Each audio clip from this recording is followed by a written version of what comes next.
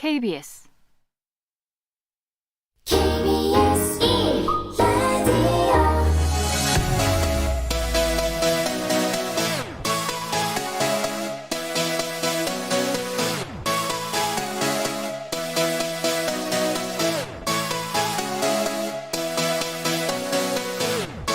KBS 열린 토론.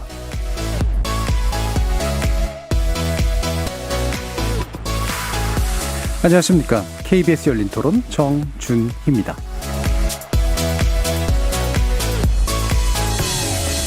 KBS 열린 토론, 오늘은 4.7 재보궐선거 마지막 변수는 이라는 주제로 여러분을 만납니다. 4.7 재보궐선거를 엿새 앞둔 오늘부터 여론조사 결과 공표가 금지되는 어두운 터널 국면에 돌입했습니다. 구체적인 여론 동향을 수치로 알릴 수 없는 선거운동 시기인 셈이죠. 여야 모두 본격적인 선거에 막이 올랐다면서 지지층 결집과 부동층 막판 표심 잡기에 주력하고 있는데요. 여당은 민심을 달래기 위한 사과와 함께 대민 접촉을 넓히고 있고, 야당은 정권 심판론을 밀어붙여 승기를 굳히려는 모습입니다. 또 한편 내일부터 시작되는 4.7 재보궐선거 사전투표율에도 관심이 모아지고 있습니다. 사전투표는 내일과 모레 오전 6시부터 오후 6시까지 재보선 지역 722개 투표소에서 진행될 예정인데요. 예년과 달리 보수 진영에서도 사전투표를 독려하고 있어서 투표율과 선거 결과에 어떤 영향을 줄지 주목됩니다. 여러 전문가들은 이번 선거를 정권 안정론 대 정권 심판론의 대결로 분석하고 있는데요. 집권 5년차를 맞이한 문재인 정부를 계속 지지할 것인지 아니면 심판할 것인지가 선거 승패의 중심 요인이 될 거라는 믿음 말이죠. 이를 포함해서 부동층의 막판 표심 가를 변수들 또 무엇이 있을지 토론해 보도록 하겠습니다. KBS 열린 토론은 여러분이 주인공입니다. 청취자 여러분, 문자로 참여하실 분은 샵 9730으로 의견 남겨주십시오. 단문은 50원, 장문은 100원의 정보 이용료가 붙습니다. KBS 모바일 콩, 트위터 계정 KBS 오픈, 그리고 유튜브를 통해서도 무료로 참여하실 수 있습니다. 시민 논객 여러분의 뜨거운 참여 기다리겠습니다. KBS 열린 토론 지금부터 출발합니다. 살아있습니다. 토론이 살아있습니다. 살아있는 토론, KBS 열린 토론. 토론은 라디오가 진짜입니다. 진짜 토론, KBS 열린 토론.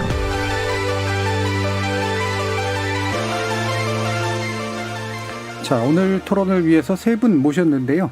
여야의 선거를 오랜 기간 경험해 오신 두 분 전 의원님과 그다음에 한 분의 여론조사 분석 전문가 모셨습니다. 먼저 신경민 전 더불어민주당 의원 나오셨습니다. 네, 안녕하십니까. 자, 그리고 김영우 전 국민의힘 의원 함께하셨습니다. 네, 반갑습니다. 이상일 K스택 컨설팅 소장 자리하셨습니다. 네, 안녕하세요.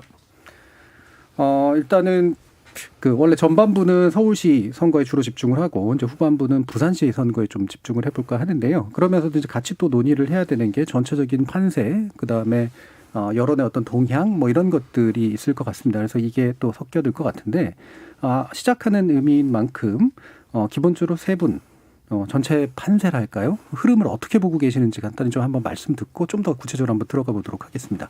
먼저 신경민 의원께서는 어떻게 전체적인 걸 보고 계시나요?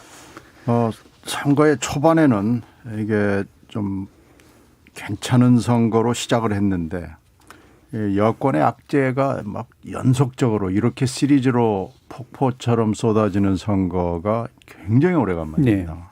네. 특히 한쪽에만 이렇게 쏟아지는 경우가 드물거든요. 양쪽에 쏟아지는데 이번에는 왜 이렇게 여권에 쏟아지는지, 이게 여권이 그 사이에 잘못한 게 많으니까 그럴 걸로 생각을 해서 반성을 하면서 지금 뭐 여러 가지 얘기들을 하고 있습니다. 그래서 하여튼 이 선거를 일단 잘 지켜보고요. 이 결과를 보고 성적표를 받아본 뒤에 다시 여권을 추스르고 정비를 하는 기회가 돼야 될 것 같아요. 이걸 굉장히 저희들이 지금 겸허하게 경청하면서 주시하고 있습니다. 예. 이번 선거 초기에 나름대로 나쁘지 않은 시작이었다고 괜찮았습니다. 보셨던 것 같은데요. 네. 근데 적어도 이제 여권이 큰 부담을 안고 있는 선거인 것만은 맞고 중요한 시험대에 올라 있다라고 보시는 것 같습니다. 김영우 의원께서는 어떠십니까? 이거 선거가 한창이라 지금 한마디 한마디가 굉장히 조심스럽습니다. 저도. 그렇죠. 근데 이제 기본적으로는 이번 선거가 왜 치르게 됐는가 네. 이게 이제 중요하겠죠. 그래서 박원순 또 오거돈 전 시장들의 이제 성추행 문제 때문에 이게 시작이 됐다고 봐요. 그래서 예. 그게 기본적인 어떤 전제가 되고요. 그다음에 이제 정권 안정론이냐 정권 심판론이냐 이렇게 가고는 있습니다만은 예.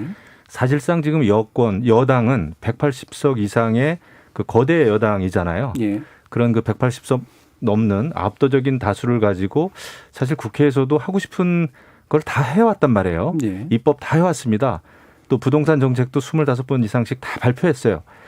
그러니까 정부와 여당으로서는 하고 싶은 모든 일을 했음에도 불구하고 정권이 불안정해진 거죠. 예. 이것은 야당이 무슨 크게 비판을 해서가 아니라 그 지금 정부와 여당 자체가 여러 가지 그 부동산 정책 실패라든지 여러 가지 정책 실패로 인한 그런 그 불안한 상황이 된 것이고 더더군다나 정책은 이제 잘못할 수 있겠죠. 어느 정권이든지. 하지만은 굉장히 좀 위선적이었다고 봐요. 그러니까 잘못했는데 잘못을 시인을 안 했던가 안 하고 그다음에 이제 부동산 정책도 자신 있다 그래 놓고 잘 못하지 않았습니까? 또 이제 뭐 김상조 청와대 정책실장이라든지 아니면 여권의 인사들이 뭐 임대료를 그 임대차 3법 발의해 놓고 통과되기 직전에 이제 임대료를 크게 올린다든지 이런 게 유권자들의 좀 분노를 자아낸 거 아닌가. 그러니까 무능보다는 오히려 그 위선 때문에 네. 유권자들이 더 분노를 가지고 있는 게 아닌가라는 전반적인 좀 생각이 듭니다. 예. 기본적으로 이제 압도적인 의석을 가지고 해보고 싶은 건 다 했는데 결국 그 결과가 안 좋았는데 게다가 위선적이까지 했다라고 국민들은 보고 있다라는 그런 생각이시네요. 자, 이상희 소장님은 또 어떻게 보십니까?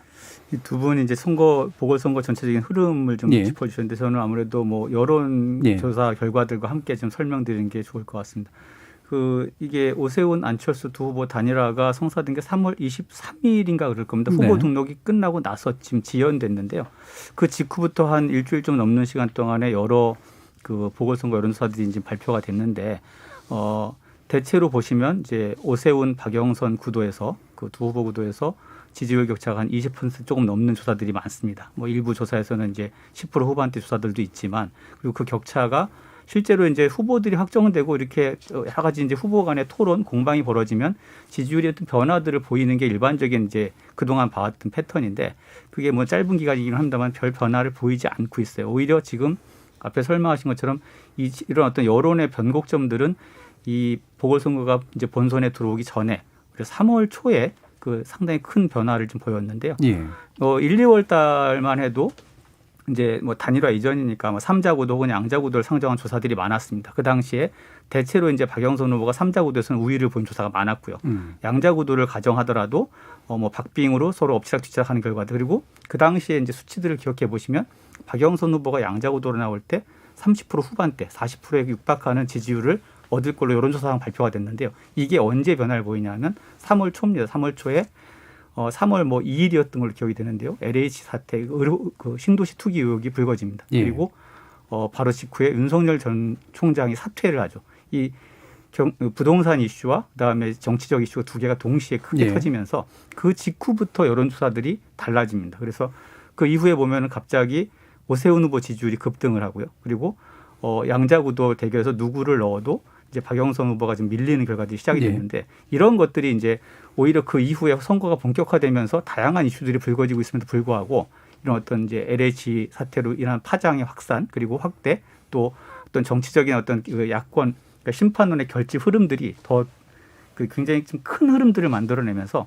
오히려 선거 지금 종반에 오는 마지막 흐름에서는 큰 변화가 나타나지 않는 그런 네. 상황으로 지금 흘러가고 있습니다. 오히려 이제 변곡점은 이미 지나서 네, 그렇습니다. 그 저 이후 후반에서 이제 뭔가 이렇게 변화의 기미들은 잘 안 보인다. 그렇죠. 그 얘기는 이제 그 이전에 어떤 불거진 여러 가지 상황의 정치적, 사회적 상황의 문제들을 인식하는 부분이 더 크고, 그러니까 유권자들은 더 크게 보이고, 이제 본선에 들어와서 여러 가지 공방들은 좀 더 작게 보이는. 그래서 이게 선거 흐름에 어떤 영향을 크게 좀 주지 않는 채로 마지막 종반전에 돌입한 흐름이라고 봐야 되겠죠. 자, 그럼 이와 같은 이제 조건에서 그 뭐 정권 심판론에 대해서는 뭐 구체적으로 설명하지 않아도 사실 좀 쉬운 면들이 좀 있잖아요. 그러니까 상황들이 이제 현재 정부 여당과 연관된 것들이 이제 많이 나와 있기 때문에 그리고 아까 김영우 의원님께서도 말씀 주셨지만 여러 가지 그 쌓여져 있는 그런 불만에다가 이제 연속된 어떤 이제 그 문제점들 악재들도 이제 터져 나왔었고요. 그러면 이제 그 반대되는 이제 그 여당의 이제 현재의 선거 구호랄까 또는 구도랄까라고 하는 게 흔히 정권 안정론이라고 얘기를 하는데 구체적으로 그렇게 좀 표현되고 있습니까? 어떻습니까, 신의원님? 지금 현재 코로나 상황이 종식되지 않고 있고요. 4월 뭐 유기설이 있죠.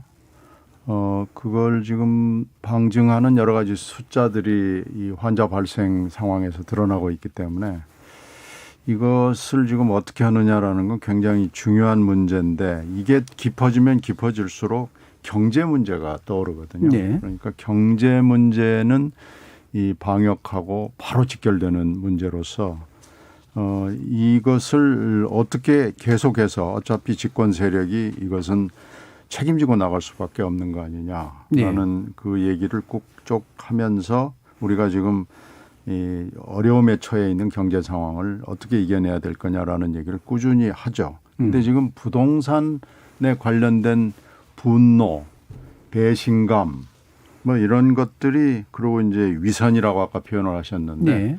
여나 야나 똑같다. 여야가 뭐가 다른 게 있느냐라는 분위기가 굉장히 강한 느낌을 갖습니다. 특히 김상조 실장의 문제는 그 충격을 가늠할 수 없을 정도로 크죠. 그러니까 그 보도가 난 지 24시간 안에 바로 경질했거든요. 이게 문재인 대통령의 스타일은 아닙니다. 네. 그만큼 김상조 실장의 사건은 뭐 엄청난 파급 효과를 줬기 때문에 지금 꾸준히 집권 세력이 안정론을 펴야 된다는 것보다는 이 최근에 일어나는 여러 가지 사태들, 네. 부동산과 관련된 특히 전셋값과 관련된 이런 부동산 중에서 여러 가지 종류가 있잖아요. 이 전셋값이 어떻게 보면은 변곡점의 중요한 포인트였던 것 같아요. 그래서 이걸 저희들이 분명히 잘못했기 때문에 즉각 경질을 하고 계속해서 이걸 무마 중이고 그럼에도 불구하고 이것을 안정시키기 위해서는 우리 후보가 자질면으로나 여러 가지로 뛰어나다는 얘기를 꾸준히 하고 있습니다. 예. 그러니까 근데 지금 이 부동산에 대한 분노, 실망감 뭐 이런 것들이 국민적으로 정서적으로 굉장히 만연돼 있는 것 같습니다. 예. 자, 그럼 김영우 의원님. 저는 이제 그렇게 보는 거죠. 아까 그 이제 위선적이다. 예. 이렇게 얘기를 했는데 바로 그겁니다. 그 지금 이제 그 민주당 여당에서는 줄곧 주택이 두 개를 소유한 이런 사람들에 대해서는 굉장히 이제 투기꾼으로 막 몰고 그러지 예. 않았습니까? 그런데도 정작 본인들이 그런 사람들이 좀 많았고요. 그러니까 이게 저는 누적이 됐다고 봐요. 이게 단순히 이제 어제 오늘 생긴 게 아니라 그러니까 김상조 실장이라든지 뭐 박주민 의원의 이런 뭐 임대료 인상 이런 거는 정말 저는 중요하지도 않다고 봅니다. 어떤 의미에서는. 근데 그 전에 오히려 전국에 있는 그러니까 강남의 집값을 잡겠다고 하면서 전국에 있는 아파트 값을 전부 다 올렸고 예. 그러므로 인해 가지고 결국 내 집 마련이라고 하는 그 사람이 가지고 있는 아주 본성 그 희망 아닙니까? 이제 그런 거를 어떻게 보면은 투기꾼으로 이렇게 모르는 측면이 있다고 봐요. 그래서 그런 것이 이제 누적이 되어 왔고 그 희망의 사다리를 걷어찼는데 다른 사람들도 아닌 여권의 인사들이 많이 연루가 된 거죠. 예. 자세히 보면은 왜 야당이라고 없겠습니까? 하지만은 여당의 입장에서는 부동산 정책만큼은 자신 있다고 해왔고 그다음에 많은 국민들을 투기꾼으로 몰았는데 정작 까놓고 보니까 여권의 인사들이 많이 연루됐다 이거죠. 예. 이러다 보니까 국민들이 배신감을 느끼지 않겠습니까? 그런 것이 지금 이제 작용돼 왔지 지지율에 예. 이제 반영이 된다고 보고요. 특히 이 같은 것은 이제 재작년 무슨 조국 사태라든지 아니면 또 작년에 윤미향 의원 사태 이런 많은 사태가 있었어요. 근데 이런 것이 좀 누적이 되어 왔다가 결국 LH 땅 투기 사건이라든지 이다음에 또 여권의 이런 그 임대료 인상이라든지 임대차 3법이라든지 이런 전반적인 것이 이제 터지게 된 거죠. 그러니까 뚝이 터지는 것은 조그만 구멍이 한번 났는데 시간이 지나면 터지는 거 아니겠습니까? 그리고 저 빗물도 한 군데 계속 모이면은 떨어지는 빗물도 바위를 뚫는다 그러잖아요. 예. 저는 그 같은 지금 사안들이 벌어지고 있다 생각을 하고 더더군다나 지금 이낙연 지금은 위원장이시죠. 전 대표도 그렇고 당 지도부가 이제 대국민 사죄도 막 하고 그러더라고요. 예. 그러면서도 남의 탓을 여전히 하더라고요. 과거의 정부에 대해서 굉장히 탓하고 그래서 진정한 사죄인가 아니면은 이 선거 국면에서 급하니까 그냥 고개부터 숙이는 것인가 말이죠. 예. 이런 진정성도 유권자들은 다 보고 있는 것이 아닌가. 예.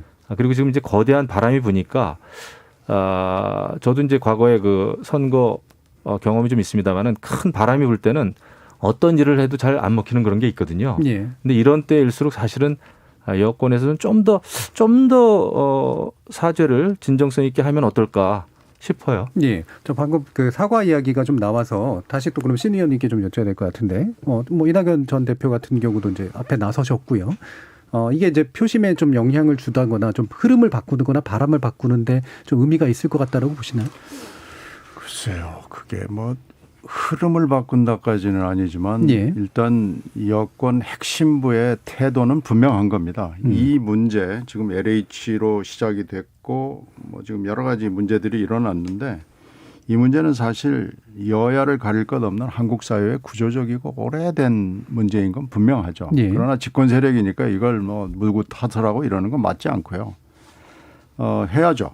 사과해야 되고 반성해야 되고 잘못된 걸 점검을 해서 고쳐야 되고 그런 차원에서 지금 이 여권의 공동사령탑이죠. 두 분이 사과를 한 거고요. 그리고 꾸준히 이낙연 대표는 본인이 총리로 있으면서도 부동산 정책에 대해서는 좀 맞듣지 않아 하는 평가를 하고 있었어요. 예. 그 얘기를 저한테도 여러 번 했고 이 도대체 부동산을 어떻게 해야 되느냐라는 고민을 저하고도 한 기억이 있고요.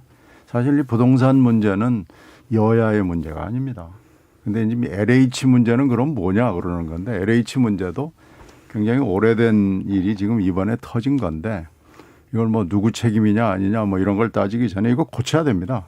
그래서 거기서 이 사과는 진정성을 분명히 담았는데 김 의원은 물론 사과의 진정성이 없다고 평가하고 싶어 하시겠지만 이 문제는 진짜 심각하고요. 네. 한국 사회가 한 단계 업그레이드 하기 위해서는 부동산 문제, 교육 문제 이 두 개는 또 연동이 돼 있고 그래서 이거 해결해야 됩니다. 지금 선거판이기 때문에 유불리와 관련해서 여러 가지 얘기들은 있지만 저는 이 문제는 진지하게 논의해서 예. 조금이라도 해결책을 찾아서 앞으로 나가야 된다고 생각합니다. 예. 그 부동산 문제는 그 말씀하신 것처럼 여야의 문제는 분명히 아니죠. 하지만은 25번씩 부동산 정책을 발표했는데 그것이 다 실패했고 그리고 여러 가지 그 집값이나 이런 게 잡히지 않으니까 또 과거 이명박 박근혜 정부 탓을 했단 말이죠. 근데 사실상 이명박 박근혜 정부 때는 그래도 아파트 값이 안정이 상당히 됐었습니다. 여러 가지 정책을 통해서. 근데 그런 거 자체를 인정하지 않고 지금 그 여권에서는 계속 지금 부동산 문제가 제기된 것이 마치 과거에 잘못된 것으로 이렇게 역공을 많이 해왔었어요. 예. 그러다가 이제 요즘에 와서 이낙연 전 대표도 지금 이제 잘못됐다 이렇게 사죄를 하는데 그렇기 때문에 진정성이 없다는 것이죠. 그리고 지도부가 그렇게 사죄를 하면은 그것이 후보의 입을 통해서도 비슷한 입장이 좀 나와야 되는데 오히려 제가 TV 토론하는 걸 다 봤습니다마는 박영선 후보도 그렇고요. 김영춘 후보도 그렇고 특히 박영선 후보 같은 경우에는 오세훈 후보에 대해서 굉장히 그 도를 넘는 네거티브를 많이 하더라고요. 예. 그래서 이것은 그렇다면 무언가 당 지도부는 여러 가지 면에서 사죄를 하고 대국민 잘못했다라는 뭐 속으로는 어떨지 모르겠습니다만은 어쨌거나 그렇게 대국민 사죄를 하고 있는데 후보는 전혀 다른 모습을 보이니까 도대체 이거 일관된 메시지가 아니잖아요. 그러다 보니까 이것은 뭔가 그 사과마저도 진정성이 없다. 예. 왜 후보는 다른 모습을 보이는가에 대해서 의구심을 예. 가질 수밖에 없는 자, 이 것이죠. 부분 사실 쟁점이긴 한데요. 그건 좀 제가 약간만 설명하거든요. 지금 부동산 정책을 가지고 뭐 토론을 하고 싶은 생각은 없고요. 그건 너무나 복잡하고 오래된 얘기 때문에 다만 그 뒤에 지적하신 부분에 대해서는 부동산 정책이 지금 후보하고 청와대가 생각하는 거하고 조금 결이 다른 측면이 꽤 있습니다. 자세히 들여다보면. 예. 그래서 그건 그렇지 않고요. 자세히 들여다보지 않고 지금 말씀하시는 거라 그런데 박영선 후보가 얘기하는 부동산 정책에 약간 결이 다른 게 있어서 약간 내부적으로는 이걸 어떻게 조율해야 되느냐라는 심각한 고민을 하고 있다는 말씀 드리고요. 또 하나는 이 오세훈 후보 얘기 나와서 그러는데 오세훈 후보의 이 내곡동 문제는 오세훈 후보의 말 바꾸기 때문에 이 신뢰 문제가 생긴 거고요. 신뢰가 없는 후보는 사실 자격과 자질에서 문제가 있거든요. 예. 그래서 이제 그러면 공약을 믿을 수가 없고 지금 오세훈 후보가 받고 있는 의심은 이익 충돌의 문제거든요. 그래서 이렇게 이익이 충돌할 때 처갓집 일을 하는 후보를 우리가 어떻게 믿을 수 있느냐. 이 신뢰의 문제로 집약이 되기 때문에 이 문제는 뭐 또 논의하겠지만 전혀 다른 차원의 문제입니다. 예, 알겠습니다. 그래서 그건 그렇게 이해를 해 주셨으면 예, 좋겠습니다. 일단 아마 이 부분 뭐 많이 좀 이렇게 이야기가 좀 나누고 싶어 하실 텐데요. 부동산 정책, 박영선 후보의 부동산 정책은 현재까지 정부 여당 정책과는 약간 결이 다른 부분이 있다라는 것과 그렇습니다. 그다음에 오세훈 후보에 대해서는 공직 후보자에 대해서 충분히 짚어야 될 그런 문제인데 문제에서 심각성이 있다라고 보시는 건데요. 이 부분 잠깐 홀딩해 놓고요. 이상의 그 소장님께서 그러면 지금까지 좀 오고 갔던 이야기들 보면 이제 부동산에 대한 이제 분노, 그다음에 이제 그 지금 정부 여당에 대해서 이제 심판해 보겠다라고 하는 그런 민심, 이 큰 흐름에 대해서 이제 얘기가 나왔는데 이 큰 흐름이 이제 연령대별로 좀 나눠 보면 기존의 이제 추세에서 보면 고연령대, 그러니까 40대 이상에서의 추세는 제가 볼 때는 그렇게까지 큰 차이가 안 나타나는데 20, 30대에서 좀 차이가 좀 보이는 거는 분명한 것 같은데 이게 실제로 의미가 있다고 생각하시나요?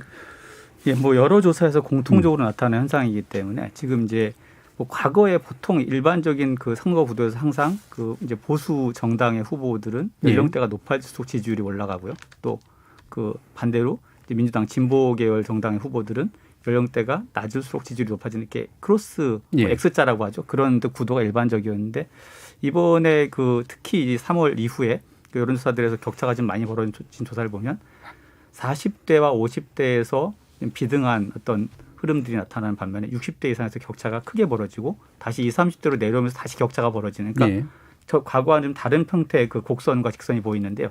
이런 부분들이 이제 지금 저희가 볼 때 물론 이제 여론이라는 것은 상황에 따라서 변할 수 있습니다만 이 보궐선거를 대하는 민심에서 20, 30대 특히 20, 30대 여론이 지금 민주당에 대해서 혹은 문재인 정부에 상당히 부정적으로 돌아서 있고 그 폭이 생각보다 좀 크다라는 어떤 느낌을 받는데 이런 현상들이 이제 과연 이제 지속적인 문제가 될 것인가 아닌가에 대해서 여러 가지 정당들이 대응을 하고 계신데 저는 이제 부동산 얘기가 아니라 이 문제를 바라보는 또 어쩐 민주당이나 국민의힘 양쪽 모두 약간씩은 좀 여론의 실체를 이렇게 분석하시는 데 있어서 뭔가 좀 미스가 있는 게 아닌가라는 생각을 좀 많이 합니다. 자의적인 측면이라든가. 계속 부동산이라는 키워드로 두 분이 이제 해석을 해 주셨는데 사실 부동산 문제가 굉장히 중요한 문제죠. 하지만 부동산 정책이 좀 잘못됐다라는 평가는 이미 한참 전부터 전 국민 여론조사에 보면 70% 이상이 잘못됐다고 말했어요. 그런데 그때 그럼 민주당 지지율이나 문재인 대통령 지지율이 나지 않느냐? 그렇지는 않습니다. 그럼에도 불구하고 과거보다는 낮지만 지금 같은 수준은 아니었거든요. 그리고 국민의힘 지지율이 높지도 않았어요. 그러면은 이 문제라는 것은 결국 부동산 문제로 촉발이 됐지만 그 속에 담겨져 있는 불평등, 불공정, 불의라는 문제가 커진 거죠. 그런 의미에서 본다면 이 문제가 부동산 정책 어려운 거 국민들도 알고 LH 사태라는 것이 이런 투기나 이런 것들이 지금 정부에서만 벌어진 일이 아니라는 것쯤은 누구나 다 상식적으로 아는데 그것을 풀어가는 방법이나 이런 문제에 대해서 여전히 이제 부동산 관련된 그 과거의 이슈들 그다음에 상대 후보의 과거의 이야기들을 계속 처음에 많이 풀어냈잖아요. 이런 것들보다는 이 문제가 촉발한 이런 어떤 근본적인 문제들을 우리가 어떻게 그럼 다시 바로잡을 것인가에 집중을 하셨어야 되는 게 아닌가 하는데 그 부분이 저는 좀 민주당의 초기에 뭐 지금도 일부 있습니다만 미스라고 보여지고 국민의힘은 반대로 뭐 이 여론이 지금의 재보궐선거 판세에 나타난 여론이 국민의힘을 지지하는 여론이 아니죠. 실제 저는 그 아니라고 분석합니다. 그런데 이제 선거 판세가 지금 일단 종반전 앞두고 유리하게 가고 있으니까 굉장히 자신감 넘치는 모습 보이는데 그러면 부동산 정책을 어떻게 하면 성공할 건데라는 질문과 또 그런 어떤 우리 사회에 지금 만연해 있는 불평등 구조적인 어떤 문제들을 어떻게 해결할 것인가에 대한 답을 국민의힘이 충분히 낼 수 있다고 유권자들이 믿느냐. 그게 아니라는 거는 여러 가지 징표에서 볼 수가 있습니다. 첫째로 일단 재보궐선거 후보 지지율은 상당히 격차를 보이고 있지만 예. 국민의힘 지지율은 그만큼 오르지 않습니다. 그리고 대선 후보 지지율의 야권의 1, 2, 3인 전부 다 국민의힘 당 밖에 있는 분들. 예. 그 얘기는 재보궐선거를 치러야 되고 어떤 심판론이라는 정서가 굉장히 커졌으니까 그 수치는 그렇게 그 후보들의 수치는 이렇게 나타나지만 여전히 그 많은 유권자들 또 이 정권 심판론에 동의하는 유권자들도 국민의힘은 과연 그러면 좋은 대안인가에 예. 대해서는 아직 물음표를 던지고 있다고 봐야 되는 이 부분에 예. 대해서 좀 더 그런 부분에 좀 더 그 뭔가 노력하는 모습을 보여야 되는데 굉장히 지금 초반에 그 굉장히 격한 그 뭐 언어들 써가면서 정부의 어떤 실정이나 이런 것들 비판하는 데 주력을 했었는데요. 이런 것들이 둘 다 양쪽 다 좀 정말 사람들이 무엇을 가려하는지를 정확히 파악하고 계신 건지 저는 조금 그런 모습을 보면서 의문이 좀 들었습니다. 제가 예. 좀 말씀을 드리면 제가 뭐 이 소장님 말씀에 이제 공감이 되는 부분도 있고 또 의견이 전혀 다른 것도 있습니다. 하나는 물론 선거는 그 당대당이기도 합니다만은 또 후보자와의 대결이죠. 그렇기 때문에 지금 이제 후보자 어떤 지지율이 의미가 있는 거죠. 그거를 우리가 무시하면 안 된다라는 생각이 들고요. 또 아까 그런 얘기를 좀 하셨는데 신재민 의원께서 오세훈 후보가 좀 말을 바꾸고 뭐 이랬다 이런 예. 이제 말씀도 했는데 이제 많은 유권자들은 또 오히려 지금 박영선 후보가 근본적으로 입장이 바뀐 거 아니냐 이런 얘기들을 많이 하는 거죠. 그렇게 국민의힘 많은 사람들에게 또 야당에 대해서 토착애고 이런 얘기를 많이 하지 않았습니까? 그런 식으로 많이 그 발언들을 해왔고 그랬었잖아요. 예. 그랬는데 결국은 보니까 무슨 뭐 또 도쿄에 아파트가 있고 말이죠. 오늘 뭐 이 자리에서까지 그런 얘기를 하고 싶지는 않습니다만은 그러다 보니까 저는 그렇게 봐요. 기본적으로 대한민국이 어느 정권에 따라서 대한민국이 하루아침에 완전히 다른 사회가 되지는 않는다고 봐요. 저는 기본적으로. 예. 하지만은 유난스럽게 문재인 정권에 들어와서는 사람이 먼저다. 그리고 어려운 사람들을 굉장히 위하는 척, 공정을 위하는 척 이런 거를 해왔습니다마는 알고 보니까 모든 정책의 결과도 그렇고 선한 의도를 가지고 했는지 모르겠으나 빈부격차를 더 벌려놨고 예. 그다음에 여러 가지 그 입시 문제나 이런 거에 있어서 그 586 기득권층들이 자기 자녀들에 대해서 오히려 더 불공정한 이런 그 편법들을 써왔고 이런 것이 보였잖아요. 그다음에 시민단체도 굉장히 정부를 비판하거나 권력을 비판하는 예. 게 아니라 오히려 권력에 하나가 돼가지고 용접을 하는 것처럼 하나가 돼가지고 권력을 비판하는 것이 아니라 권력과 지금 함께 가고 있지 않습니까? 예. 이런 거를 보면서 이것은 문재인 정권은 무슨 사람이 먼저다 이런 게 아니라 이건 완전히 위선이 먼저구나. 자, 그 부분은 지금 얘기가 이런 약간 거에 반복된 대한 측면이 있어서요. 이런 거에 예. 대한 그 분노가 있다고 봐요. 예. 그리고 그런 거에 대한 지금 그 여당의 태도가 아직도 말로는 잘못된 일이다라고는 하지만은 결국은 태도는 예, 바뀌지 알겠습니다. 않은 거에 대한 분노가 저는 지지율에 반영이 되는 게 아닌가. 그리고 야당 국민의힘은 이번 선거에 대해서 자신 있어 한 적이 한 번도 없습니다. 어떻게 그 자신 있다고 감히 말씀드릴 수 있겠어요. 아직도 6일이나 남았고요. 예, 예. 알겠습니다. 끝까지 겸손하게 잘 해야죠. 예. 자, 지금 이상희 평론가님께서 이렇게 지적해 주신 그런 부분에 대해서 여러 가지 이야기가 좀 네네네. 나왔는데요. 후보 이야기로 다시 한번 좀 집중을 한번 일단 해보면 어떨까 싶은데요. 다시 일단 반론하시겠습니다. 이상일 소장님의 예. 지적은 저는 뭐 전적으로 예. 동의합니다. 그건 적확한 거고요. 어떤 정권이든지 간에 겸손해야죠. 오만방자 떨면 혼난다는 건 뭐 다 아는 건데. 근데 지금 김 의원께서 도쿄 아파트 얘기를 한 건 실수하신 것 같은데 도쿄 아파트를 왜 가게 됐는지는 뭐 MB 때문에 MB한테 박해를 받아서 간 거기 때문에 그게 그건- 전혀 아니라는 걸 제가 그건- 너무 잘 알고 아니, 있습니다. 그건 그렇게 말씀하시는 건 아닌 것 그 같아요. 일본의 자, 사업소 일단은 때문에 발언을 가게 된 드렸기 거예요. 때문에. 그게 중요한 문제가 지금 아니라서 제가 그거 얘기하고 싶지 않은데 도쿄 아파트 문제는 더 이상 안 하시는 게 그건 맞을 거고요. 그거를 이 근데 소장님이 왜 핍박을 받아서 말씀하시는 갔다 그러죠. 공정과 저도 그때 핍박을 받았거든요. 핍박을 제가- 받았다고 외국에 가서 아파트를 사는 사람이 아니. 있을까요? 그건 그렇게 이거 가지고 우리가 얘기할 시간은 없는 것 같아요. 그러니까 그 얘기는 안 하시는 게 좋을 것 같고 지금 삶이 너무나 팍팍하고요. 그런데 지금 문재인 정권이 사람이 먼저다 그러면서 기회는 평등하고 과정은 공정하고 결과는 정의로울 것이다라는 큰 캐치프레이즈가 지금 실현이 안 됐기 때문에 그러는데요. 저는 이 부분에 대해서 저도 불만입니다. 그리고 책임을 질 만한 사람이 나왔을 때 당정청이 과감하게 책임을 묻지를 못했어요.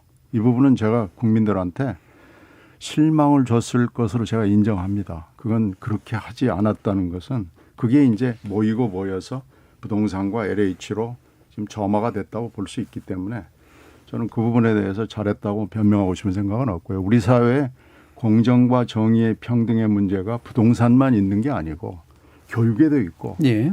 군에도 있고 있습니다. 그래서 이 부분을 사실 우리가 지금 선거 국면이니까 선거용 겸손으로 자꾸 지금 뭐 얘기를 하는데 선거용 겸손이 아니고 겸허하고 진지하게 이 공정과 정의와 평등의 문제에 대해서 얘기를 할 때가 지금 지나가고 있지 않냐라고 생각합니다. 예. 자, 그러면 다시 한번 이성희 평론가님.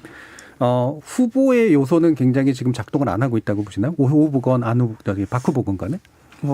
지금까지 여론조사상에서는 그런 흐름들이 잘 포착이 안 됐습니다만 예. 그러나 이제 작동을 하지 않는 건 아니죠. 특히 뭐 개인 이제 예를 들면 오세훈 후보에 대해서는 뭐 내곡동 예. 해양 관련된 이슈 그리고 박형준 후보도 LCT 관련된 뭐 문제 또 뭐 지금 말씀하신 뭐 도쿄 아파트 예. 각자의 어떤 이슈도 그냥 정책 가지고 하는 공방들이 치열하기 때문에 이런 것들이 분명히 영향을 주는데 그 힘의 크기가 다른 이제 전체적인 이 선거 구도를 지금 이렇게 아우르고 있는 예. 어떤 문재인 정부가 그동안 약속한 것들을 전혀 지키지 못한 것에 대해서 좀 심판해야 되는 거 아니냐라는 어떤 그런 큰 흐름에 비춰볼 때 후보들 개인 간의 격돌 이슈는 상대적으로 작은 이슈라는 거죠. 예. 지금 그러니까 소위 말하는 지금 무엇이 중요하냐라는 질문에서 유권자들은 지금 근본적인 문제에 대해서 지금 성찰하는 그런 문제들을 더 크게 보고 있는 거고 그러다 보니까 후보들 간에 굉장히 치열한 문제들이 여론에게 반영되는 힘은 되게 약해진 상황입니다. 예. 자, 그러면 근데 다시 예. 개인 간의 차이도 저는 굉장히 크다고 보고요. 예. 그것도 반영이 되고 있다고 봅니다. 제가 TV 토론도 보니까 더더군다나 이것은 보궐선거기 때문에 시장에 당선이 돼도 1년 남짓한 짧은 임기란 말이죠. 근데 이제 물론 뭐 저는 이제 그 국민의힘 입장에서 말씀을 드리는 거지만은 오세훈 후보는 당연히 이제 경험이 있고 해가지고 좀 안정감을 좀 보이고 있고 공약 면에서도 그렇고요. 근데 이제 박영선 후보가 너무나 그 내곡동 처음부터 끝까지 거의 내곡동 문제를 질문을 하더라고요. 그러면서 이제 본인이 가지고 있는 공약은 뭐 수직 정원 같은 건데 글쎄요. 지금 여러 가지 부동산 문제, 주거 문제 정말 많은 시민들, 국민들이 고민하고 어려워하는 그 주거 문제 앞에서 예.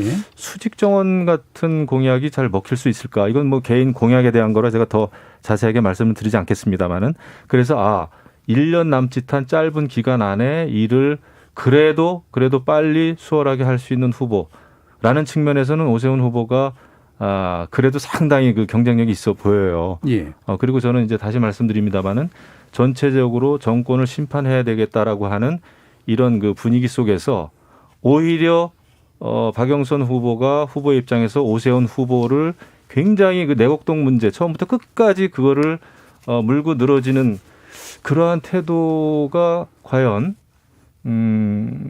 유권자들한테 어필할 예. 수 있겠는가? 뭐 저는 그런 생각은 좀 예. 해봤습니다. 그러니까 후보 경쟁력이 있다면 이건 뭐 되게 단순한 질문일 수도 있겠습니다만 왜 내일로 예정됐던 토론 안 하시려고 하시는 걸까요? 워낙 이제 그 여러 가지 이 토론 자체가 제가 봐도 저는 이제 정치를 그래도 했다고 하는 사람이 예. 보기 때문에 여러 가지 저런 얘기를 왜 할까라는 그 백그라운드라든지 그런 걸 좀 알고 보죠. 예. 근데 일반적으로 그냥 보는 분들은 짜증나서 못 볼 것 같아요.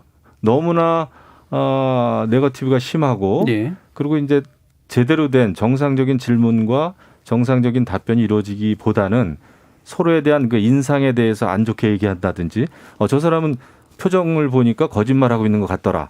라는 식으로까지 예. 이게 이제 표현이 되면은 정상적인 토론이 되겠습니까? 예. 자, 신경민 의원님. 글쎄요. 뭐 그 내곡동 문제를 말씀하시는 것 같은데 저는 기억 앞에 겸손해야 된다는 얘기를 듣고 오세훈 후보의 말은 정말 믿을 수가 없구나라는 생각이 들었습니다. 저도 기억과 겸손이라는 단어를 어렸을 때부터 들은 단어인데 이 두 단어가 결합이 되는 경우를 처음 본 것 같아. 이거 아마 동서고금의 명언이 될 것 같은데 갔으면 갔고 안 갔으면 안 갔다라고 얘기를 해야 되고 내가 기억을 못한다라고 해야 되는데 이게 지금 권한남용의 부분하고 이익 충돌의 문제를 피해가려고 그 내곡동 부동산의 존재 자체를 몰랐다고 그러면서 계속 존재를 알 수밖에 없는 뭐 측량이니 이런 문제가 나오고 뭐 생태탕 문제까지 나오니까 기억 앞에 겸손해야 된다라는 얘기를 하더라고요. 예. 그러면서 대한민국 남자들은 처갓집 재산에 관심이 없다. 이것도 현실하고는 다른 얘기거든요. 그래서 또 이거 계속 또 그 관훈 토론에서 이 질문이 들어오니까 정확하게는 의식에 없다라는 예. 이 도대체 뭐 말인지 뭔지 모르는 얘기를 하는 이런 후보를 어떻게 공적인 자리 그리고 이미 오 후보는 국회의원과 서울시장을 두 보직을 10년 가까이 하면서 공적으로 평가가 나쁜입니다. 이미 정치인으로서 여러 가지로 자질과 자격이 부족하다는 것이 분명히 나와 있는데 다시 헌 후보를 낡은 후보를 지금 포장을 해가지고 바람을 타고 나타난 거죠. 그래서 뭐 지금 뭐 바람이 그렇게 분다면은 할 수 없지만 이게 글쎄 좋은 선택인가 하는 데는 굉장히 깊은 의심이 있습니다. 예. 근데 제가 아까 이제 잠깐 말씀드렸습니다만 저는 박영선 후보도 어떻게 상대방의 표정을 보고 거짓말을 한다라고 이렇게 얘기를 할 수 있을까 그런 생각도 하고요. 또 오세훈 후보는 뭐 이명박스럽다, MB스럽다 이런 얘기를 하는데 그게 무슨 얘기인지 사실 모르겠습니다. 그러니까 과거에도 박영선 후보는 이제 과거 대선 때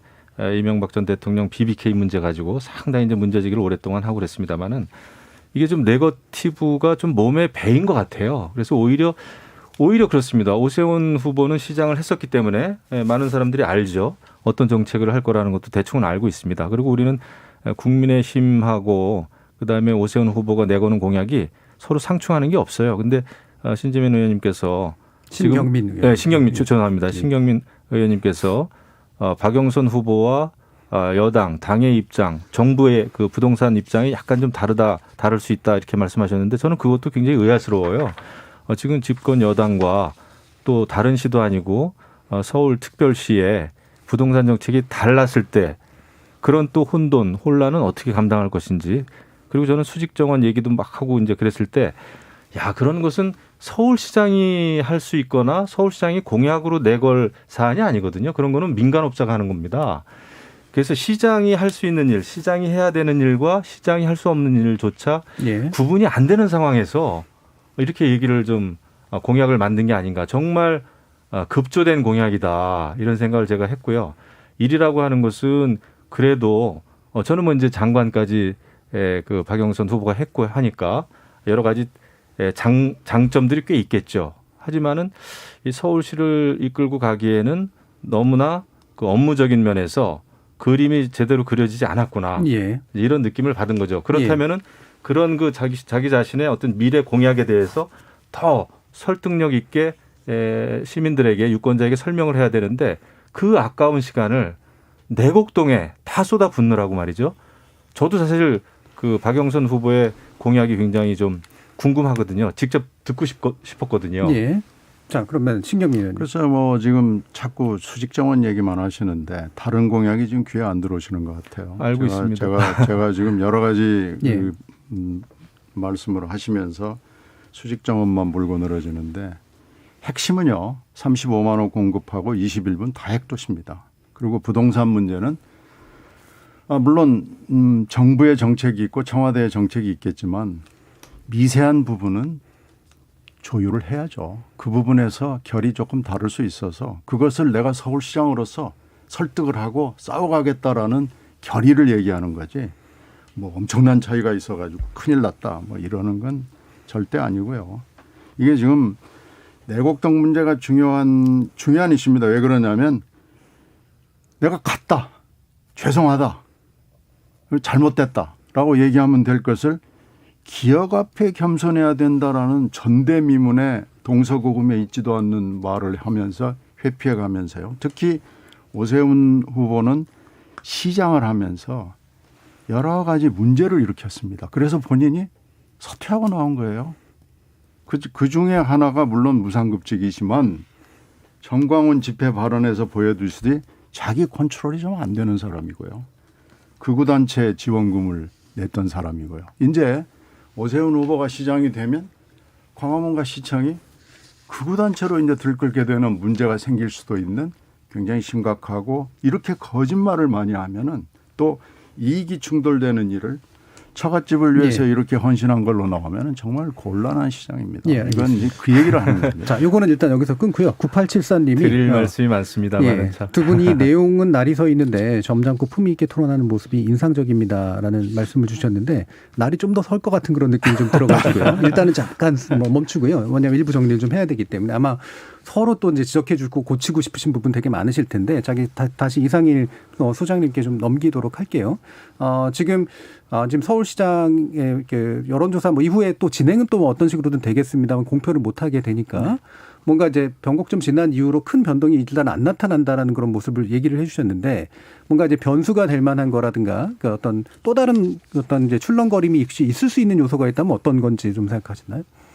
뭐 어떤 게 될지는 모르지만 사실 예. 선거가 임박해졌을 때는 이제 작은 어떤 과거에 보면 가장 많이 등장했던 게 그 말실수들이 지금 많이 등장을 했었고요. 네. 그러니까 그 일반 국민들의 시선에서 봤을 때 좀 용납하기 힘든 수준의 어떤 그런 언행들이 지지율을 되게 출렁이게 만드는 요소가 되기도 하고 때로는 이제 뭐 과도한 자신감 내지는 뭐 상대에 대한 비방 예. 이런 뭐 그런 지금 남은 시간들을 봤을 때 지금부터는 어떤 의혹적이나 이런 부분들은 선거가 임박하면 임박할수록 일단은 규명이 되질 않고요. 네. 그리고 이제 선거를 위한 정치 공세나 공방으로 이렇게 상식적으로 인식이 되기 때문에 그런 것들보다는 당이나 주요 이제 후보들 그리고 당내 주요 어떤 인사들의 그런 어떤 언행들이 아마 좀 더 주목을 받고 그리고 이 판세 흐름에 대한 상당히 다양한 무성한 소문들이 돌아다닐 텐데요. 뭐 이런 것들이 또 사람들에게 어떤 영향을 주고 그럴 것 같습니다. 예. 아무래도 뭐 이제 실수하는 부분들이 줄어드는 게 제일 중요할 거다라고 이제 말씀 주시는데 그러면 뭐 일부 마치기 전에 짧게라도 좀 뭐 서로 좀 지적하시고 싶으신 부분이 있으면 말씀 주시죠. 네, 저는 뭐 이 귀한 시간이니까 조금 예. 말씀을 드리자면은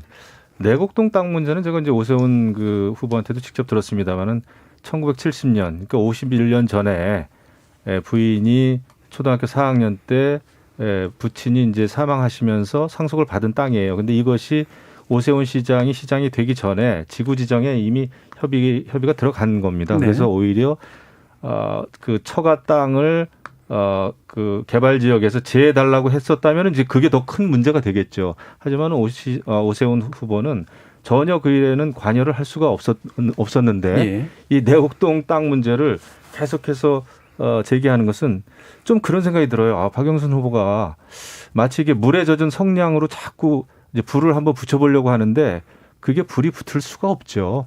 예, 이미 10년 전에 다 나왔던 얘기인데 기억 앞에 겸손해야 된다라는 말은 본인이 워낙 그 시장을 오래 했고 잘 많은 일정이 있었지 않습니까? 그렇기 때문에 혹시 갔었을 수도 있다라는 거예요. 그 말이 그렇게 저는 어렵게 들리지 않았습니다. 그리고 오히려 겸손하다.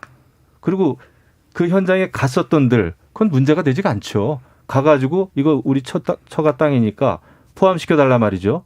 이랬으면 문제가 되겠죠. 아니면 빼달라. 예. 이랬어도 문제가 되겠죠. 하지만 그런 일이 전혀 없는 상황에서 시장이 공식적인 그런 그 행정 업무를 하는 것 자체가 문제가 될까요? 난 그걸 문제 삼는 게 더 문제라고 봅니다. 네, 적어도 거짓말은 아니다. 본질은 기억의 그렇죠. 문제가 아니다. 본질은 결국은 이익을 줬느냐의 문제다라고 그렇죠. 이제 얘기를 해주시는데요. 마지막으로 그러면 좀 점검해 주시죠, 신 의원님. 뭐 권한남용과 이익 충돌을 회피하기 위해서 뭐 존재를 몰랐다느니 안 갔다느니 지금 이렇게 이게 좀 뭐라 그럴까 궁색하게 그리고 말을 고상하게 단어를 써가지고 하는 게 이 오세훈이라는 분의 본질과 심성을 보여주는 거 아닌가 그런 점에서 공직자로서 믿을 수 있는 사람인가 신뢰의 문제를 제기하지 않을 수가 없고요. 5년 시장을 하면서 여러 가지의 문제 뭐 이런 것들을 지금 다 잊어버린 거예요. 더군다나 그만둘 때 그 행태는 선출직 공직자로서는 도저히 할 수 없는 행태를 했는데 지금 이게 이 모든 것이 묻혀버리는 이 현실이 슬프게 보입니다. 그래서 이런 것들을 하나하나 따져서 공직자 더군다나 서울시장이라는 건 앞으로 대권을 할 수 있는 후보자 중에 네. 강력한 후보 중에 하나인데 이렇게 제대로 검증을 안 하고 넘어갈 갈 수도 있다라고 생각을 하는 게 저는 좀 아쉽습니다. 알겠습니다. 이건 좀 잘못된 것 같습니다. 예. 자, 그동안 청취자들이 또 많은 의견 보내주셨는데요. 들어보고 가겠습니다. 정의진 문자 캐스터. 네, 지금까지 청취자 여러분이 보내주신 문자 소개합니다. 김호식님, 오세훈 후보의 용산 참사에 대해 과도하고 부주의한 폭력 행위 진압이라고 언급한 것은 진짜 용산 참사 피해자들에 대한 망언입니다. 아무리 현 정부의 잘못을 비판한다고 해도 이명박 박근혜 시절로 돌아갈 수는 없습니다. 오 후보는 사퇴하십시오. 치지일님, 현 정부가 코로나 시국에서 방역도 잘했고 경제도 선방했는데 정권 심판을 논한다는 건 말이 안 된다고 생각됩니다. 보수 야당의 수십 년간에 걸친 부동산 투기 의혹은 왜 언급 안 하나요? 정세영님, 민주당은 180석을 갖고도 국민이 원하는 개혁을 성공시키지 못했습니다. 당내 개혁도 지지부진합니다. 외부의 수술이 필요합니다. 그런 점에서 이번 선거는 여당의 무능함을 심판하는 선거입니다. 김원주님, 사과도 없고 반성도 없고 180석 가지고도 집값 폭등에 남탓만 하는 정당을 찍어줄 사람이 있나요?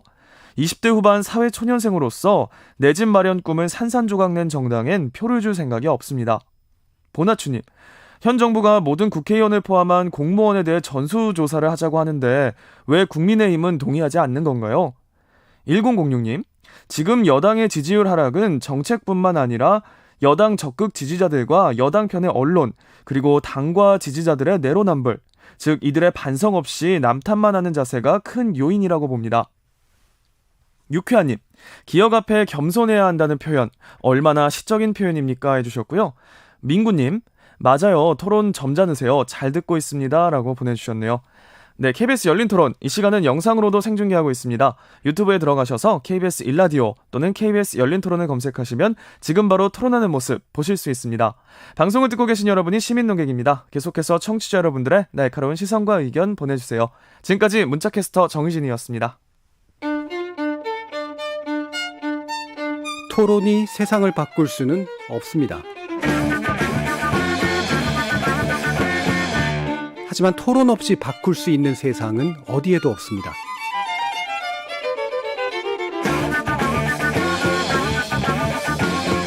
세상의 선한 변화를 갈망하는 당신. 정답이 아니라 질문의 힘을 믿는 당신.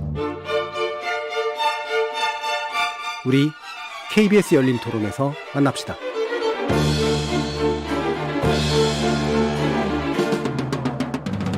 KBS 열린 토론, 오늘은 4.7 재보궐선거 마지막 변수는 이라는 주제로 이상일 K스탯 컨설팅 소장, 김영우 전 국민의힘 의원, 신경민 전 더불어민주당 의원, 이렇게 세 분과 함께하고 있습니다. 자, 이제 부산 문제 좀 살펴볼 텐데요. 이상일 소장님께 여쭤봐야겠네요. 이 부산시장 선거 어떤 것들이 이제 그 선거를 좀 좌우하는 그런 키워드들로 작동하고 있다고 보시는지요? 사실 부산시장 보궐선거를 앞두고는 가덕도 신공항 이슈가 네. 어떻게 민심에 작용을 할까가 가장 큰 관심사였는데요. 상당히 지금 강한 힘으로 이제 가덕도 신공항 문제를 이제 정부 여당에서 예. 추진을 결정을 했습니다만 이 부분들이 오히려 그 부산은 서울보다 변동폭이 사실 좀 더 적었어요. 그래서 후보들도 좀 일찌감치 사실상 확정된 그런 흐름이었고 여론조사상에서도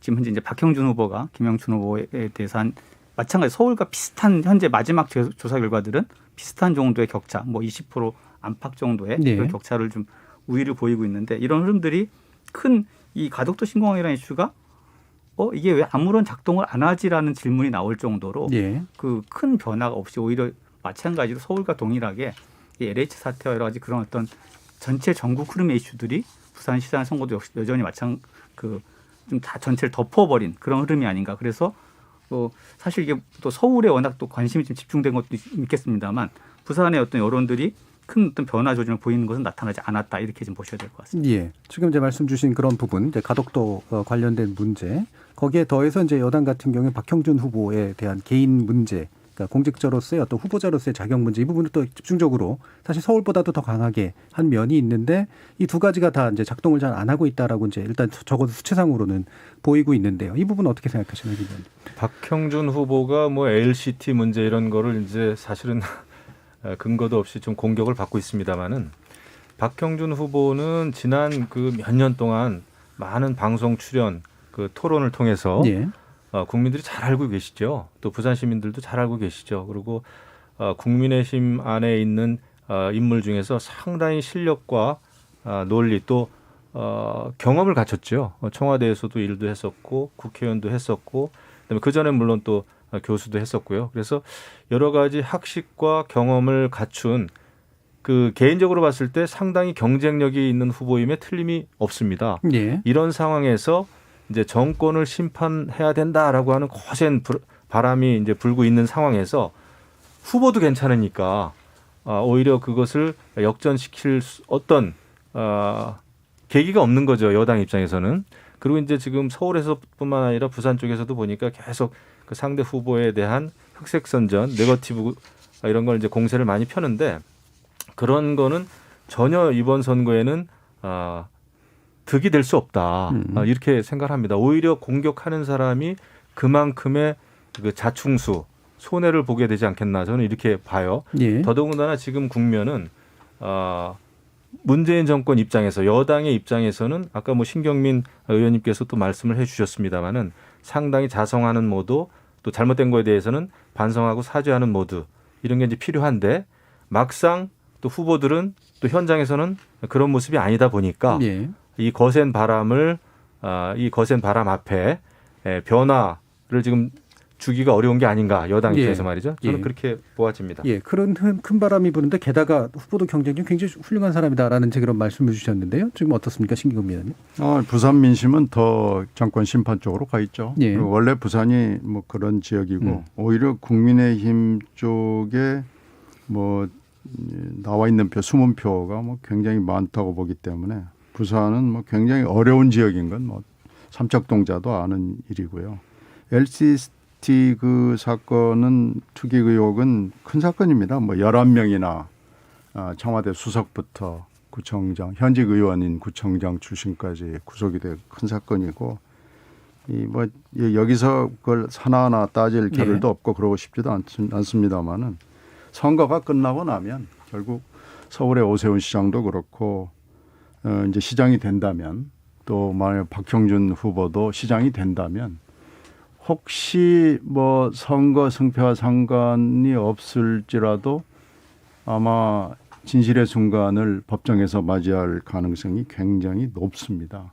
지금 그래서 이 좀 내곡동 문제랄지 LCT 문제를 그리고 뭐 박형준 후보는 보니까 LCT 문제만이 아니고 일생에 지금 드러난 문제들이 이 선거 때가 되면 다 드러나거든요.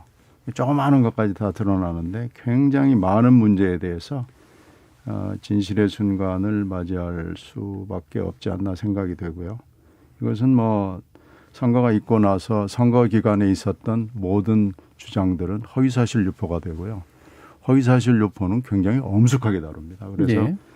이 부산의 민심이 훨씬 더 심판적으로 가 있음에도 불구하고 꼼짝을 않는 이유는 아마 그래서 그럴 걸로 생각합니다. 예. 저는 이제 그런 생각이 듭니다. 그 LCT 문제 저는 아주 자세하게는 모르겠습니다만 솔직히 이거는 제가 직접 들은 바가 없어서요. 근데 이제 부동산 문제 이런 거를 이제 제기들을 여당에서는 많이 하는데 모르겠습니다. 어떤 정의당이나 이런 데서 이런 걸 가지고 국민의힘 후보를 비판한다면은 또 혹시 모르겠는데 지금 온갖 부동산 문제를 일으켜온 장본인이 사실 지금 여당 쪽이란 말이죠. 정책을 직접 집행해 오지 않았습니까? 180석 이상의 그 의석수를 가지고 그리고 여태까지 그 수없이 많은 장관들 인사청문회 했을 때 여러 가지 부동산 투기 예. 문제가 있음에도 불구하고 야당이 문제 제기를 했음에도 불구하고 모두 다 야당의 그 동의 없이 청문회 그 채택 보고서를 그냥 강제로 다 채택을 하지 않았습니까? 그런 부동산 투기 문제가 있었는데도 불구하고 여당이. 예. 그런데 지금에 와서 야당 시장 후보의 부동산 문제를 삼고 있으니 이것이 과연 먹힐까 이겁니다. 그래서 저는 지금 부동산 문제 잘못된 게 있으면 당연히 지적을 하고 제기를 해야 되죠. 하지만 민주당이 지금 그런 그 부동산 문제를 제기하는 것은 누가 봐도 조금 염치가 없지 않을까 말이죠. 예. 이런 생각이 저는 들어요. 자, 국민의 눈에서는 뭐 당연히 그럴 수도 있을 것 같은데, 근데 지금 이제 아까 이제 제기하셨던 문제를 구체적으로 말씀해 주시진 않았습니다만, 이제 LCT 문제나 미등록 재산 문제, 뭐 홍대 입시 문제, 그 다음에 정무수석 당시 이제 사찰 문제, 이제 이런 것들이 이제 복잡하게 얽혀 있어서 그 중에 이제 어떤 것들이 지금 해명이 잘 안 되고 있고 그다음에 나중에 혹시 선거 이후라도 문제가 될 수 있다 이렇게 생각하시나요, 신 의원님? 지금 말씀하신 것들 대부분이 그렇죠. 네. 특히 LCT 문제는 LCT는 부산 사람들에게는 꿈이고 로망이거든요. 거기서도 LCT 전체적으로는 미분양이 나왔지만 로얄층은 그렇지 않습니다. 그래서 이 LCT는 굉장히 부산 사람들 입장에서 봤을 때는 로얄층을 두 채나 가지고 있고 그것도 어떻게 분양을 받았는지 미분양이 나왔음에도 불구하고 로얄층은 그때는 이미 물건이 없었거든요. 도대체 뭐 어떻게 이렇게 된 거냐라는 건데 그 부분에 대해서 지금 설명이 없이 지금 넘어가는데 이 부산 민심이 심판적으로 굉장히 강하게 가 있다는 것은 예. 이게 이제 이런 진실을 또 후보의 자질을 검증하기에는 지금 역부족인 거죠. 예, 그러니까 투표에는 영향을 안 미치나.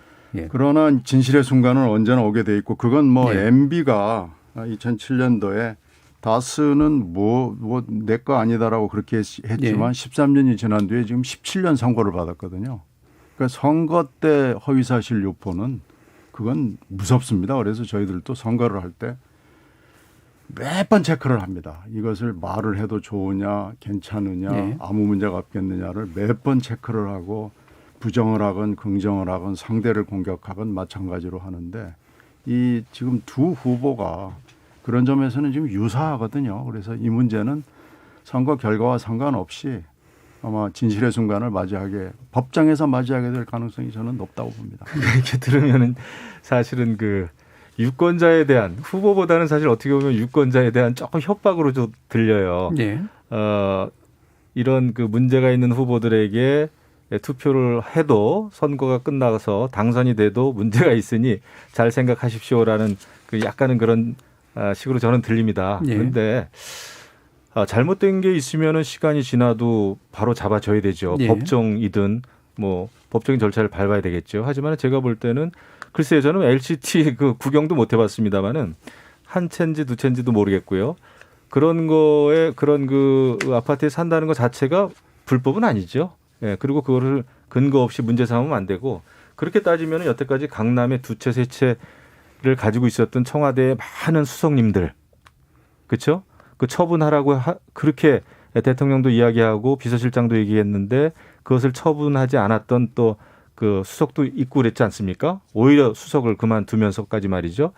그래서 저는 부동산 문제는 불법이면 물론 안 되겠습니다만은 그런 뭐 LCT에 살고 있다는 것 자체를 문제 삼는 거는 그것도 굉장히 잘못된 논리다 생각합니다. 그리고 단체장은 또 국정의 책임을 지고 있는 사람들은 주거 문제를 해결할 그런 책임을 가지고 있는 것이지 그 본인이 살고 있는 집 그 자체를 가지고 지금 불법도 아닌데도 그거를 문제 삼는 거는 전 그것도 좀 아주 잘못된 거라고 봐요. 예. 그러다 보니까 지금 이제 좀 전에도 제가 말씀을 드렸습니다만은 여권의 많은 그 유력 의원님들이 국회의원님들이 임대차 3법 발의해 놓고 그게 통과되기 직전에 개인적으로는 임대료를 올린 거 아닙니까? 근데 그것도 평상시로 생각을 해보면은요, 그거 자체가 불법은 아니죠. 하지만 임대차 3법을 발의하고 그다음에 부동산 뭐 두 채 가진 사람들을 투기꾼으로 몰고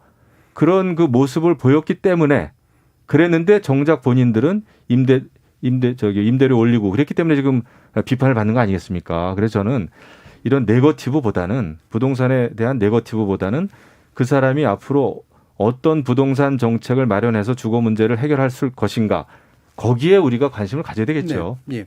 다시 정책 문제를 얘기해라라는 말씀이신데요. 신경민 의원 말씀까지 들어보죠.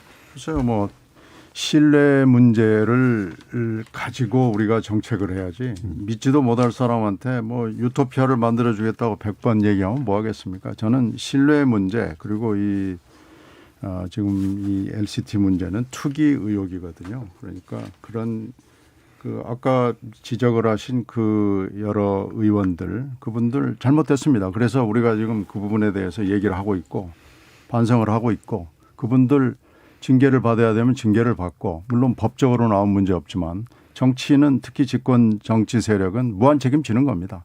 잘못된 건 잘라내고 징계하고 그렇게 했고 앞으로도 할 겁니다. 그러니까 그 부분에 대해서는 그렇지만 서울시장, 부산시장, 대통령 정도 되면은 믿음이 없이는 아무것도 할 수 없습니다. 거기다가 무슨 천국을 만들어주겠다고 한들 그 말이 무슨 의미가 있겠습니까? 그래서 무신분립이라는 말이 상징하듯이 신뢰는 모든 일의 시작이거든요. 특히 정치라는 일에서는 신뢰 없이 무슨 말을 한다는 것은 그건 전혀 해당되지 않는 거기 때문에 저는 이 문제를 다시 강조하고 싶습니다. 예, 알겠습니다. 자, 이제 두 분 사이에 이제 부산에 관련된 문제를 좀 쟁점 토론을 좀 해봤고요. 이게 시간이 많이 남지는 않아 다시 이상해 소장님이 오래 기다리셨기 때문에 다시 전문 분야로 좀 들어가야겠습니다. 지금 투표율에 대한 예상들이 좀 나오는데 아마 예년 재보궐 선거보다 좀 높지 않겠느냐라는 예상들을 좀 보통 많이 하던데 어떻게 예상하시나요? 그렇죠. 서울에서 보궐선거가 열렸던 게 10년이었던가요? 그 당시에 48.6% 보궐선거 투표율이었습니다. 그리고 이제 2018년 그냥 전국 동시 지방선거 때 서울과 부산의 투표율은 60%를 조금 못 미쳤는데요. 이제 과거에 10여 년 전에 보궐선거 때는 이제 사전투표라는 제도가 없었기 때문에 그런 부분들이 지금 많이 활성화되면서 기본적으로 모든 선거의 투표율이 좀 올라가고 있습니다. 그래서 투표율이 좀 올라갈 가능성이 많고요. 그리고 서울과 부산 보궐선거에 쏠린 이 관심과 어떤 그 힘의 크기가 굉장히 크기 때문에 투표율은 상승할 요소가 이제 기저가 더 크다. 그런데 문제는 이제 지금 정치권에서 많이 언론에서도 관심 갖고 계신 샤이 유권자, 작년에 뭐 샤이 보수 문제가 굉장히 뜨거웠는데 그 1년 만에 이제 샤이 진보라는 얘기가 많이 나오는데요. 사실은 이제 저는 이제 조금 뭐 제가 분석한 좀 팁을 드린다면 샤이 보수나 샤이 진보는 그렇게 많지 않습니다. 뭐냐면 샤이해지려면 원래 정말 강한 애정이 있어야 돼요. 내가 A당을 지지하는 B당. 근데 뭔가 마음에 안 들어. 그렇다고 딴 데로 떠나진 않는 거죠. 그게 이제 샤이, 그러면 투표장을 안 가버리는 이분들이 샤이인데 사실 이동하는 분들은 샤이가 아니라 앵글이죠. 화가 난 거예요. 화가 나니까 저쪽에 가버리는 거거든요. 이분들이 문제는 이제 지금 어쨌든 대통령 지지율, 그다음에 여당 지지율, 여당 후보 지지율이 전체적으로 약화된 현상에서는 아무래도 그런 어떤 샤이나 앵글이층이 이제 진보, 민주당 지지층에서 좀 많이 나왔을 거다라고 보여지는데 이분들이 과연 이제 투표장으로 나올 것이냐. 그리고 앵그리라고 하면 이제 화가 났으니까 투표를 해야 되는데 지금 이제 앵그리는 좀 중요한 일부는 특성이 있습니다. 뭐냐면 일방향 앵그리가 있고 양방향 앵그리가 있는데요. 민주당의 지금 문재인 정부의 지금 지난 4년이 굉장히 마음에 안 들어. 그래서 화가 났는데 그렇다고 내가 생각한 대로 변화를 하지 않은 야당 지금 야권 단일 후보로 되어 있지만 사실상 이제 국민의힘 후보로 출전을 하셨기 때문에 그러면 이제 이분들 중에 또 일부는 누굴 찍어야 되지라는 고민 이런 분들이 만약에 많다라고 하면 투표율이 조금 낮아질 수도 있겠다. 그러나 전체적인 기류상으로는 보궐선거였다라는 특성에도 불구하고 투표율은 상당히 높은 선거가 될 가능성이 많다 이렇게 보여집니다. 샤위와 앵그리 뭐 여러 가지 영어 단어들이 나와서요. 갑자기 앵그리버드 옛날 게임이 생각이 나는데 하나만 더 좀 짚어주시죠. 그러니까 사전 투표율 분명히 이번에 그게 이제 투표율을 끌어올릴 텐데 누가 더 유리할 거라고 생각하세요? 저는 사전 투표율이 높아진다라는 얘기는 결국 그래도 이제 뭐 현재 그까지 보여진 격차에 상관없이 양쪽의 지지층들이 결집하는 흐름이기 때문에 아무래도 이제 사전 투표율이 굉장히 강하게 갔을 때 예상 지금까지 흐름보다는 이제 민주당 지지자들의 어떤 지지층들의 뭐 위기감 결집 이런 것들이 좀 강하게 나타난다고 봐야 되지 않을까. 사전 투표율이 예상보다 많이 높다면 그 지지율의 격차는 좀 줄어들 수도 있겠다라는 생각을 좀 합니다. 투표율에 관련해서 또 두 분 의원님의 말씀을 듣다 보면 또 시간 많이 갈 것 같아가지고요. 아예 2분씩 마무리 발언을 해주시면서 우리 당이 여전히 후보 토론 같네요. 여전히 해줘야 될 것들이 있다. 우리를 찍어달라라고 말해야 될 것들이 있다라는 말씀 한번 들어보도록 하죠. 신경미 의원님.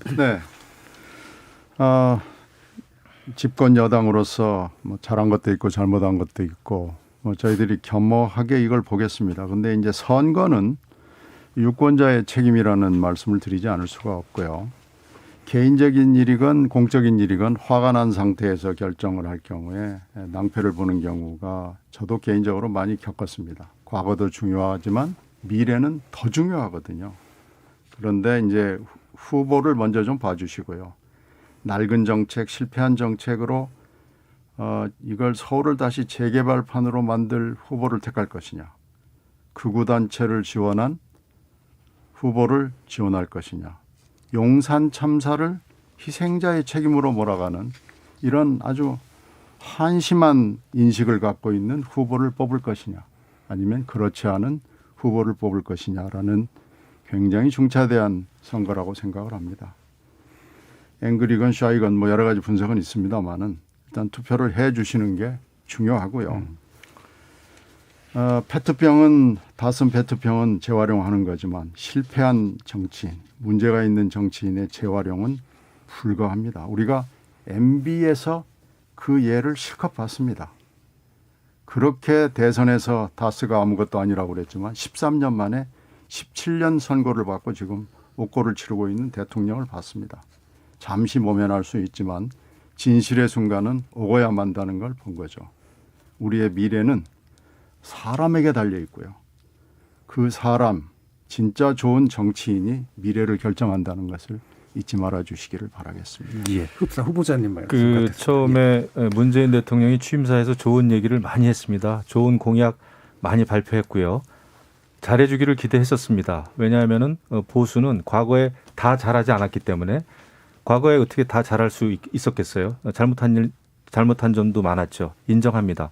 하지만은 잘하겠다고 하는 문재인 정권이 오히려 양극화 더 벌려놓고 공정이 불공정이 됐고 그다음에 국회에서도 완전히 다수만 믿고 입법 독재를 했습니다. 하고 싶은 대로 다 했어요. 부동산 정책도 25번을 발표했습니다만 잘 안 됐습니다.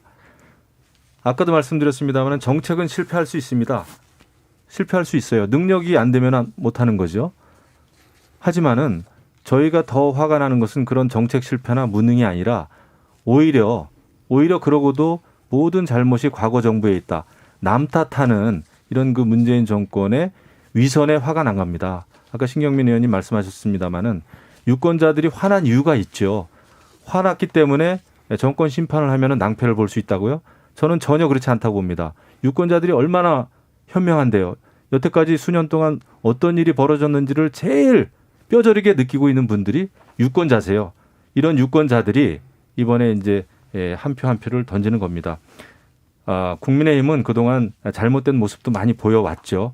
하지만 더 잘하기 위해서 우리는 사이비 진보하고는 다르지만은 과거의 우리와도 달라져야 된다라는 개혁의 자세를 가지고 예. 더 겸손하게 포용과 실력과 이런 걸 가지고 선거에 임하겠습니다. 오세훈 후보, 박형준 두 후보는 능력이 있고요. 경험이 있고요. 1년 남짓한 임기 동안 훌륭한 일들을 예. 잘 해낼 그런 경쟁력 있는 후보들입니다. 우리 유권자 여러분 꼭 좋은 선택하셔서 정말 문재인 정권을 심판하는 게 문제가 아니라 더 나은 서울과 더 나은 부산을 만들어가는 일에 동참하신다 생각하시고 국민의힘 후보들 밀어주시기를 간곡히 부탁드립니다. 예. 이상희 소장님 이제 시간을 많이 못 드리겠습니다만 30초 정도 전문가로서 조언해주고 싶은 분 짧게 지적해 주시죠. 뭐 교과서적인 말씀 하나 드리겠습니다. 네. 최선의 카드를 뽑는 선거 거의 기억이 안 나실 겁니다. 차선을 뽑는 선거도 드물었던 것 같습니다. 차악을 택한 선거가 많이 왔는데 최근에는 최악은 피하자라는 선거까지 저는 왔다고 보여집니다. 그만큼 선거가 당장 눈앞에 이기는 게임으로 좀 예. 흘러가기 때문인데요. 좀 더 긴 호흡으로 정치를 좀 정상화시키는 그런 쪽으로 좀 관심 가져주셨으면 좋겠습니다. 알겠습니다. 자, 오늘 어려운 토론, 어려운 자리 함께해 주신 세 분 감사드립니다. 신경민 전 더불어민주당 의원, 김영우 전 국민의힘 의원, 그리고 이상일 K스탯 컨설팅 소장 세 분 모두 수고하셨습니다. 감사합니다. 네, 고맙습니다. 감사합니다. 본투표를 일주일 앞두고 여론조사 공표를 금지하는 데에는 나름의 이유가 있습니다. 그릇된 여론조사 결과가 선거에 불공정한 영향을 줄 수 있다는 것, 나아가 승리의 눈머니들이 이를 목적으로 여론조사를 불순하게 활용하는 동기가 부여될 수 있다는 것 때문이죠. 여론조사가 여론의 반영보다는 여론 형성이나 심지어 조작의 도구가 되는 걸 경계하는 목소리일 겁니다. 여론조사를 맹신할 필요도 없지만 또 무턱대고 불신하거나 무시할 이유는 없습니다. 중요한 건 남의 생각이 아니라 내 생각이고 선거는 결국 민심의 큰 흐름으로 결정되는 거 아니겠습니까? 그리고 그게 누구든 그 민심을 자의적으로 해석할 때 아마도 더 큰 문제가 생길 겁니다. 지금까지 KBS 열린 토론 정준이었습니다.